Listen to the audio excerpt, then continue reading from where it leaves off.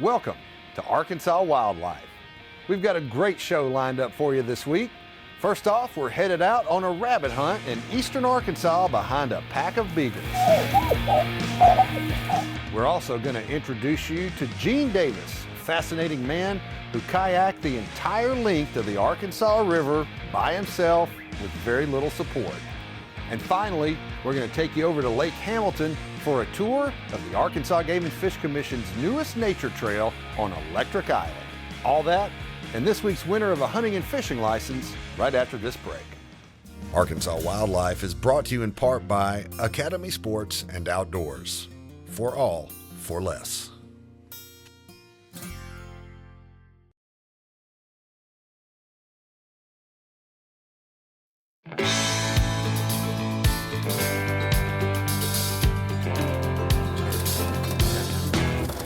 Here we go.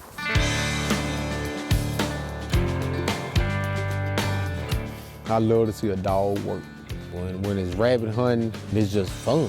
I mean, to hear a pack of beagles, baying up on a rabbit and coming on a creek bank, you ever heard it, I mean, you'll fall in love with it. On the edge of a wood line or a creek bank and the echoing, and it's just a wonderful sound.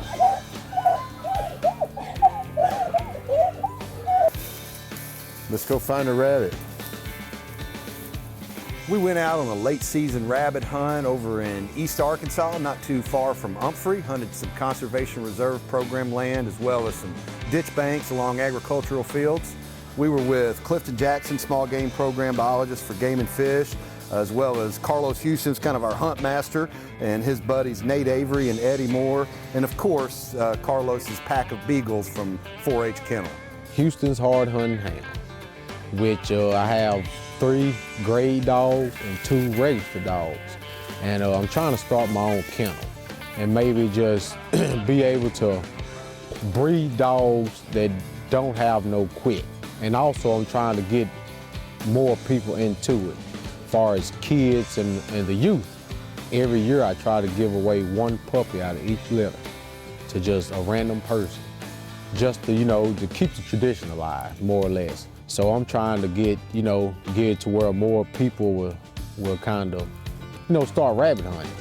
There's a strong tradition of rabbit hunting across the South and here in Arkansas. It's a really simple thing to do. It doesn't take a lot of equipment.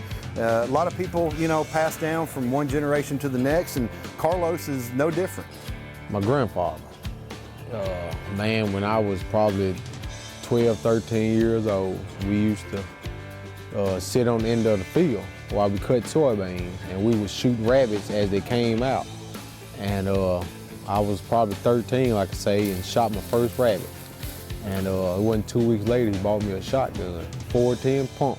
And from then on, I've been hooked.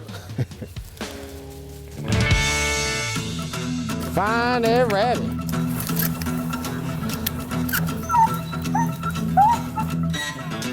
We're in a CRP patch with trees 7, 8 years old. And in my thinking, that's the prime time to hunt it. Because you got the grass starting to kind of smother down to where you can see, but it's also still growed up enough to where it can habitat for rabbits. It was pretty easy hunting, and I'm glad that the jumping was consistent.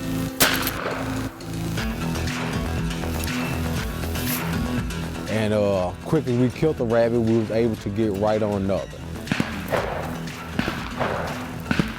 Oh, he coming this way?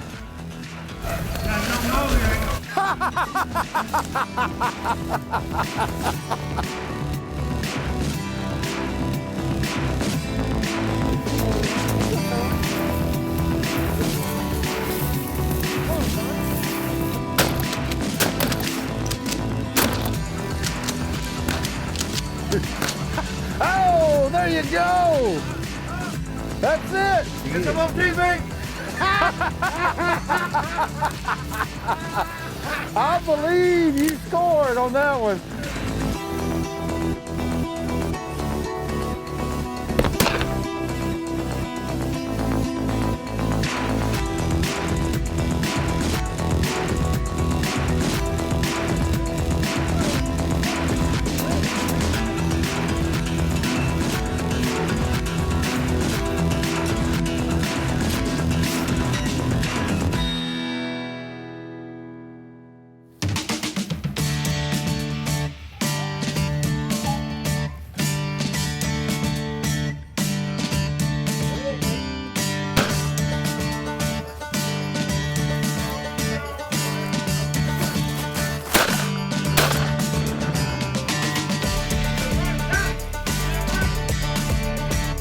Man, I thought I got on him that second shot. It's no secret you see that we were doing a lot of missing, and that is not uncommon on a rabbit hunt because those jokers can move. Especially when they got a pack of beagles on them. You got to be ready all the time, and they always show up, it seems like, in a place you're not expecting them to appear. It's almost like trying to catch a Yeti. I mean, he's real elusive, and he's trying to stay alive once he jumps because he has numerous predators.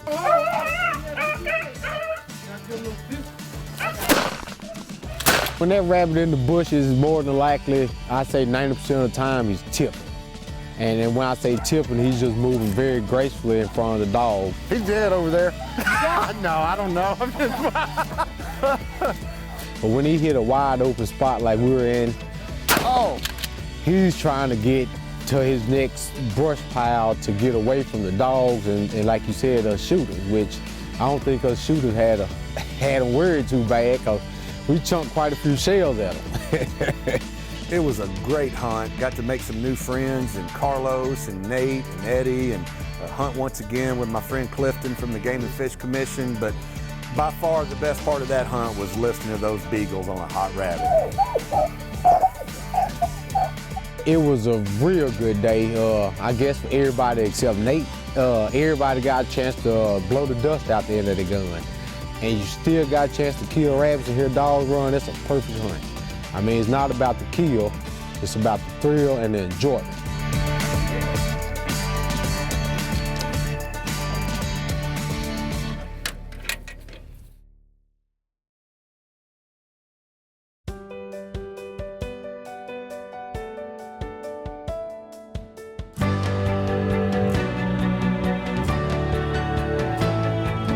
You meet a lot of interesting people covering the great outdoors in Arkansas, and Gene Davis, whose story we're about to tell you, is one of the most interesting guys I've met in a long time.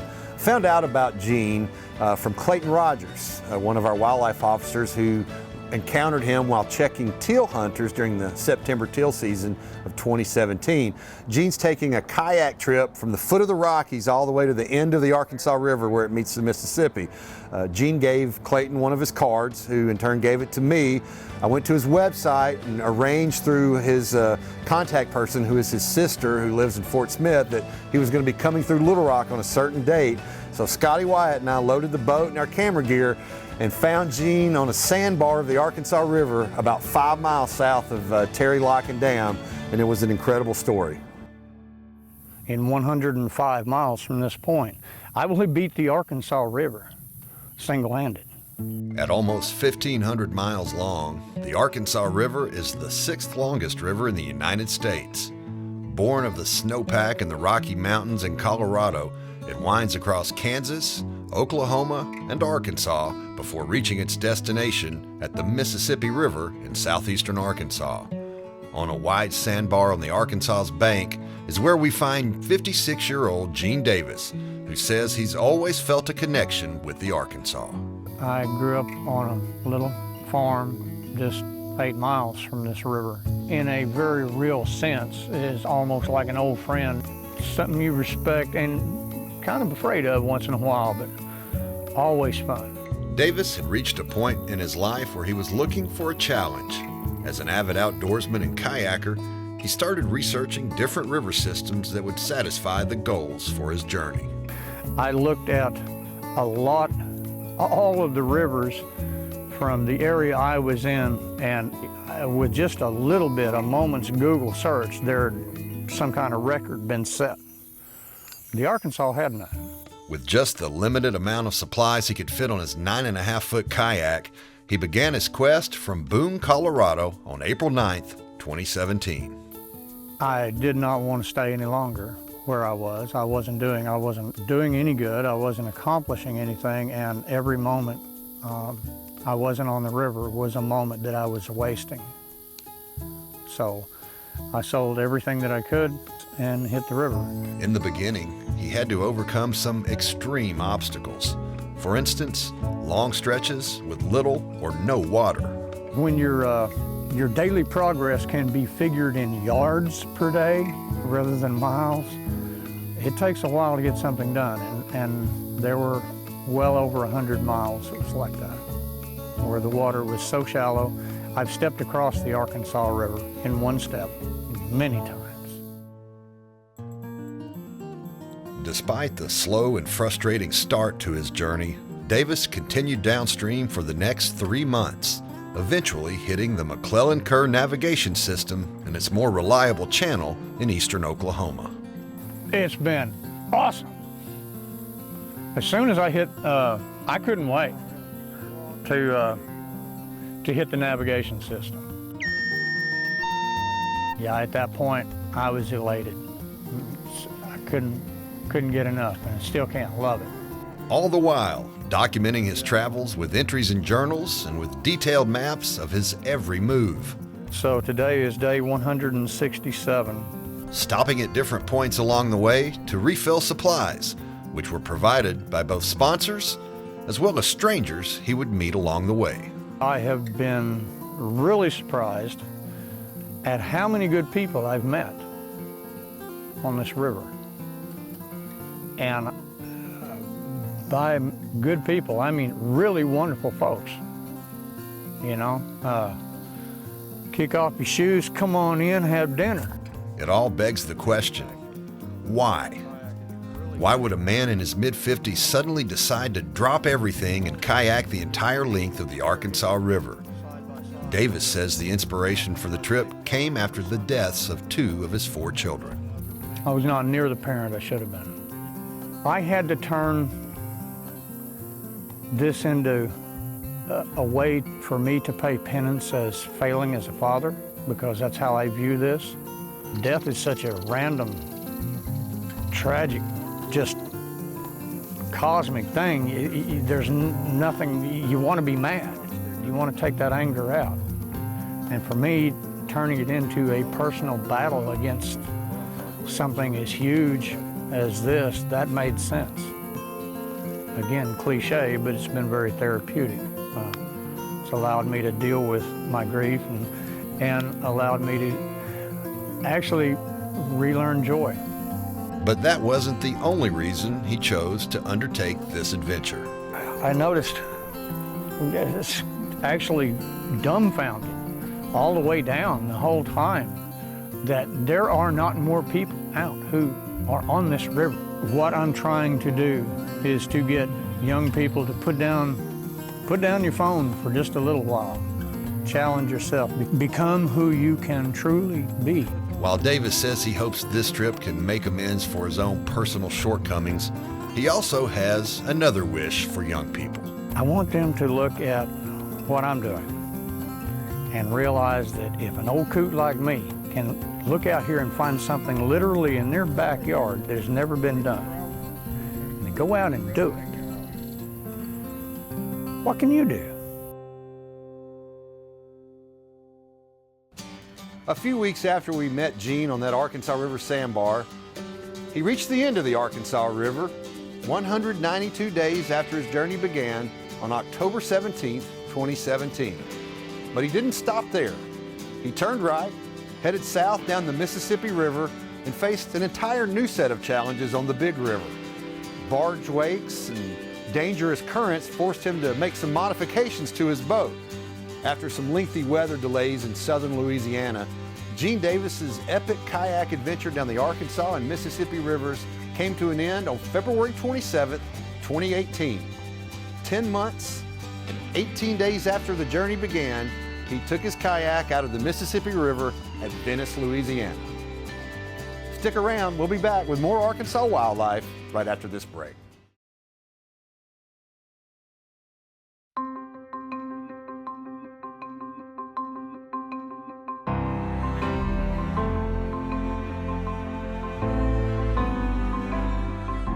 Electric Island. Situated in the heart of Lake Hamilton, this 118-acre island is owned by the Nature Conservancy. It's managed as a nature preserve and offers some of the last remaining unaltered shoreline on Lake Hamilton. And it's the perfect place for the Arkansas Game and Fish Commission's newest nature trail. The trail's 2 miles long, which is a great length for kids, families to enjoy. It's a pretty gentle topography. It's rolling.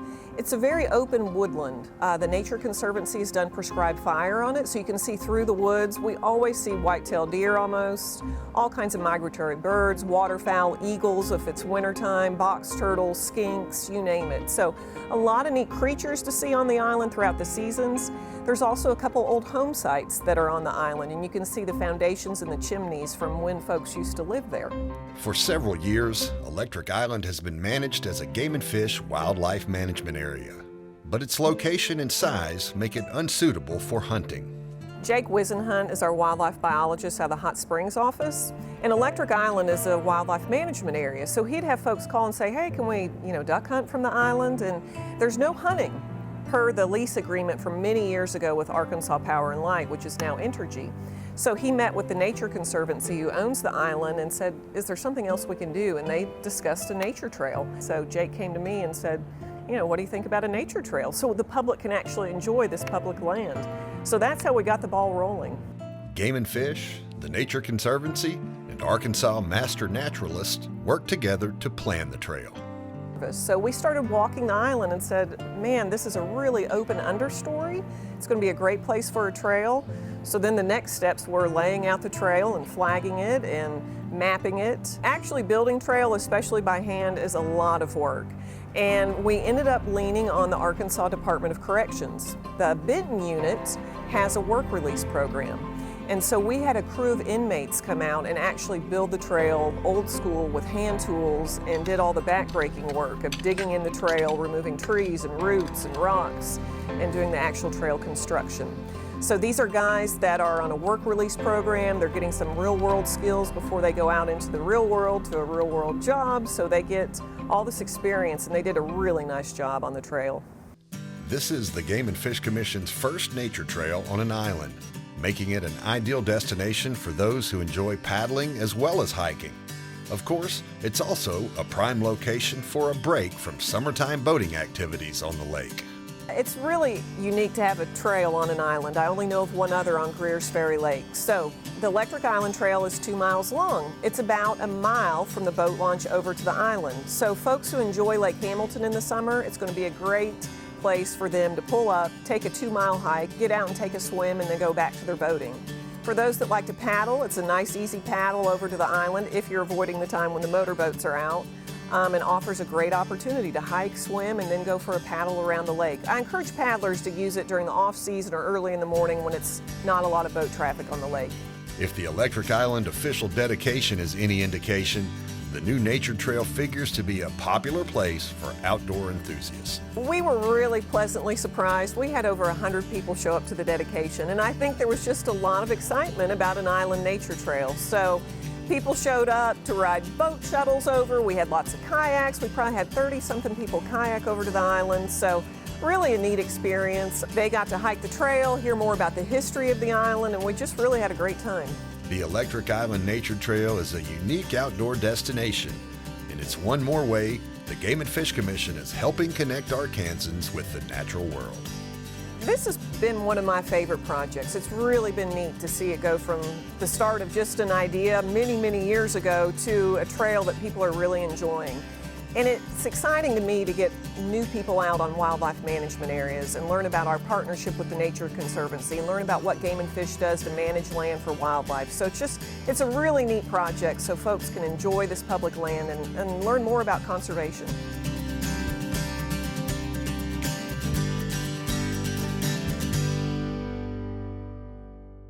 Arkansas Wildlife presents the Watch and Win giveaway. During each episode of Arkansas Wildlife, we'll give away an Arkansas resident hunting and fishing license. At the end of this season, we'll be giving away $500 worth of hunting gear with everything you need for your next hunting adventure. It's all provided by Academy Sports and Outdoors. Visit the Arkansas Wildlife webpage and enter at arkansaswildlife.com. This week's winner is Megan Griffith from Ward. Congratulations, and thanks for watching.